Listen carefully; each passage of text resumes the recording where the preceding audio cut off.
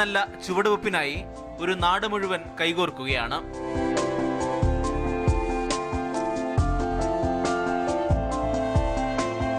കല്ലറ എന്നുള്ള പ്രദേശത്ത് ജലക്ഷാമം വളരെ രൂക്ഷമാണ്. ആ അവസരത്തിലും അങ്ങനെ ഒരു പ്രോബ്ലം ഉണ്ടായിരുന്നതുകൊണ്ട് ഒരു 5000 പൊതി ലക്ഷ്യമിട്ടാണ് ഞങ്ങൾ മുന്നിട്ടിറങ്ങിയത്. എന്നാൽ കല്ലറയിലെ ജനങ്ങൾ വളരെ ആവേശത്തോടെയാണ് ഈ ഒരു പ്രവർത്തനത്തെ അവർ ഏറ്റെടുത്തത്.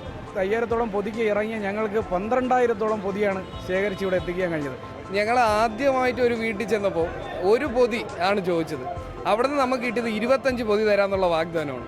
അങ്ങനെ ഓരോ വീടുകളിലും ചെല്ലുമ്പോൾ അത്രത്തോളം ഏത് രാഷ്ട്രീയത്തിലുള്ളവർ, ഒരു രാഷ്ട്രീയമോ മതമോ ജാതിയോ ഒന്നും നോക്കാതെയാണ് ഞങ്ങളോട് ഇതിനകത്ത് പ്രതികരിച്ചത്. കല്ലറ മേഖലകളിൽ നിന്ന് ടൂറിസം സെൻ്ററിൽ എല്ലാത്തിനും ഒരു 1000-ഓളം പൊതികൾ നമുക്ക് കളക്ട് ചെയ്ത് തന്നു. കുഞ്ഞുങ്ങൾ തന്നെ വീട്ടിൽ നിന്ന് കൊണ്ടുവരികയാണ്.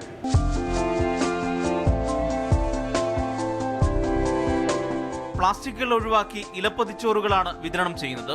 ഡിവൈഎഫ്ഐയുടെ സന്നദ്ധ സേവന പ്രവർത്തനങ്ങളുടെ ഭാഗമായിട്ടാണ് ഈ ജനുവരി മാസം 1-ാം തീയതി വയറെരിയുന്നവരുടെ മിഴി നിറയാതിരിക്കാൻ ഹൃദയപൂർവ്വം എന്ന ഉച്ചഭക്ഷണ വിതരണ പദ്ധതി മെഡിക്കൽ കോളേജിൽ തുടക്കം കുറിച്ചത്.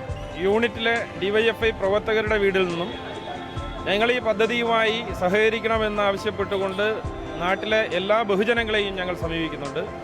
ആ ബഹുജനങ്ങളുടെ വീടുകളിൽ നിന്നടക്കം ഈ പദ്ധതിയിൽ ഒരു പൊതി ചോറ് തരാൻ സന്നദ്ധമായിട്ട് ആളുകൾ വരുന്നു.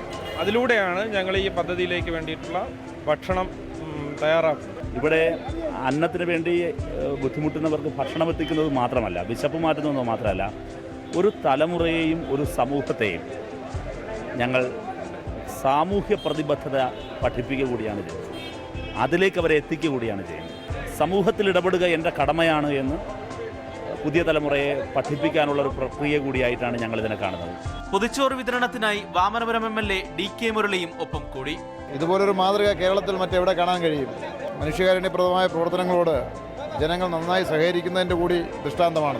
ജനുവരി 1-ന് 300 ചോറുപൊതികളുമായി ആരംഭിച്ച ഈ സംരംഭം ഇന്നും മുടങ്ങാതെ മുന്നോട്ട് പോവുകയാണ്. ഓരോരുത്തർക്ക് ഉച്ചഭക്ഷണം കൊടുക്കുന്ന അവർക്ക് ഏറ്റവും 1000 കോടി നന്മ.